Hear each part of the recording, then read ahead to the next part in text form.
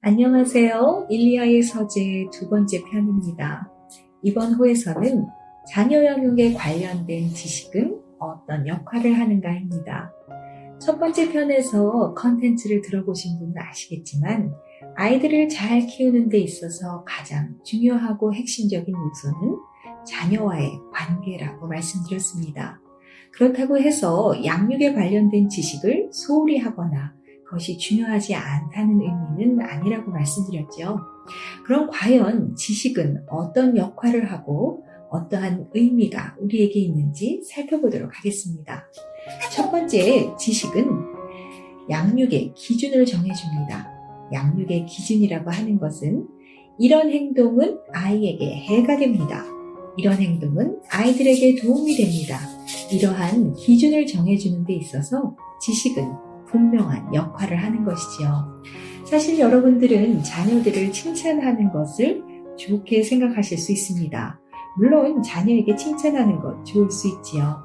그러나 칭찬을 많이 받은 아이들은 대단히 사람들의 평가에 예민합니다. 따라서 저희 쪽에서는 칭찬이라기보다는 격려를 더 권장하는 편인데요. 예전에 이런 일이 있었습니다. 7살짜리 아주 예쁜 여자아이인데요. 아이가 뭔가 좀 문제가 있다는 생각이 드신다고 해서 그 어머니를 만나 뵙게 됐습니다. 그런데 그 아이가 엄마 앞에서 그림을 그리기 시작했습니다.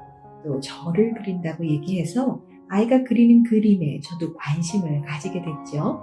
아이가 그림을 다 그린 다음에 엄마에게 그림을 보여주었습니다. 엄마, 내가 그린 그림이에요. 그러자 엄마가 잘 그렸어 라고 말씀하십니다. 그런데 아이의 표정이 좋지가 않아요. 약간 울먹입니다. 그러더니 아이가 엄마 하고 그림을 더 들이미는 거예요. 그러자 엄마가 잘 그렸어 라고 얘기를 하십니다. 그러면서 저를 이렇게 쳐다보시는 거예요. 이런 상황들이 자꾸 생긴다는 거죠. 그러자 아이가 거의 울먹이다 못해 눈물을 주르륵 흘리면서 엄마라고 얘기를 합니다.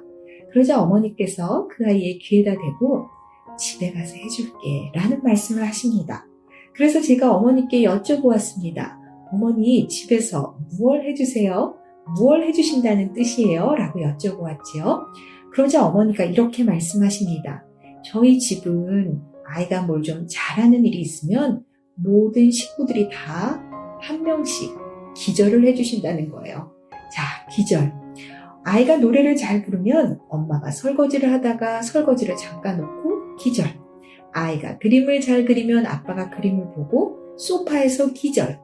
아이가 글씨를 잘 쓰면 할아버지가 현관에 들어오시다가 기절. 모두가 다 시체처럼 기절을 해서 아이를 칭찬해 주신다는 거예요. 이 아이는 칭찬의 역치가 너무 높아진 상황이 되었죠. 그러니 객관적으로 그림을 잘 그렸고 엄마가 잘했어 라는 칭찬 정도로는 아이가 만족이 되질 않는 것입니다. 만족이 되지 않는 것도 마음에 좀 씁쓸한 이야기이지만 이 아이는 객관적으로 그림을 잘 그렸음에도 불구하고 본인의 그림이 뭔가 다소 부족하고 문제가 있다고 생각을 하는 것이지요.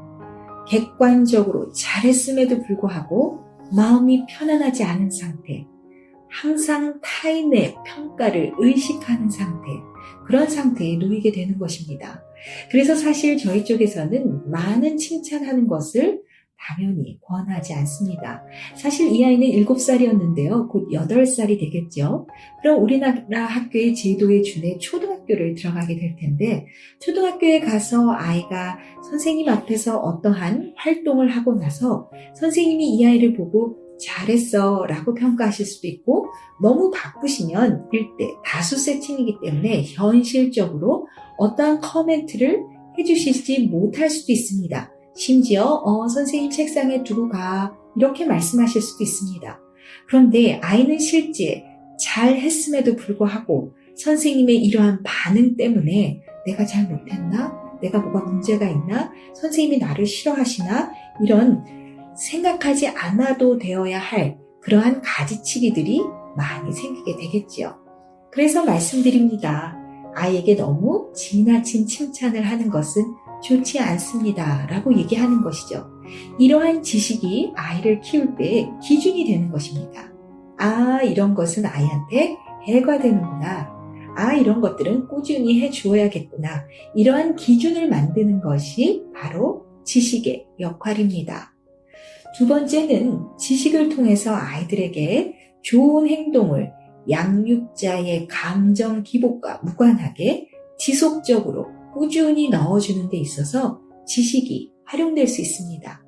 이런 행동이 아이에게 도움이 되고 좋습니다 라는 지식이 양육자의 머리에 탑재되면 내가 비록 슬프거나 속상하거나 우울하거나 화가 나거나 즐겁거나 기쁘거나 내 감정과 다소 다르게 좋은 것을 아이들에게 지속적으로 해줄 수 있는 힘과 저력이 지식에서 출발하는 것이지요.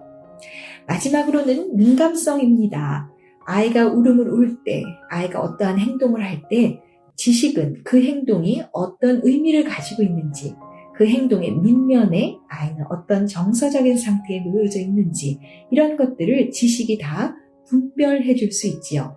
따라서 아이가 동일한 어떤 행동들을 보일 때 지식을 많이 가지고 있는 부모라면, 지식을 갖고 있는 양육자라면 민감하게 아이의 상태를 파악해낼 수 있습니다. 그래서 지식은 필요하고 일정한 역할을 합니다. 자, 오늘은 우리가 지식의 역할에 대해서, 지식의 의미에 대해서 이야기를 나누었습니다.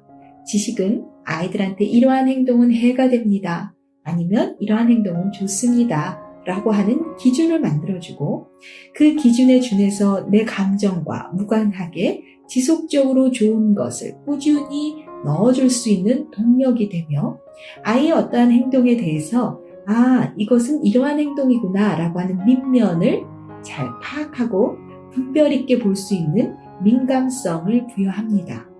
자, 그런데 이렇게 지식을 가지고 아이들에게 꾸준히 내 아이에게 의미 있게 양육을 하면 그 지식에서 얘기하는 것과 같은 결과를 우리 아이에게도 볼 수 있을까요? 항상 양육서에서 준 지침대로 아이에게 하면 우리 아이는 그 양육서와 양육 컨텐츠에서 얘기하는 그 결과를 우리가 볼 수 있을까요? 그런 의미에서 세 번째 서재에서는 지식이 아이들에게 양육서대로 했을 때 정말 그 효과를 보는지에 대한 이야기를 나누고자 합니다. 지금까지 아동발달학자 일리아 선생님이었습니다. 감사합니다.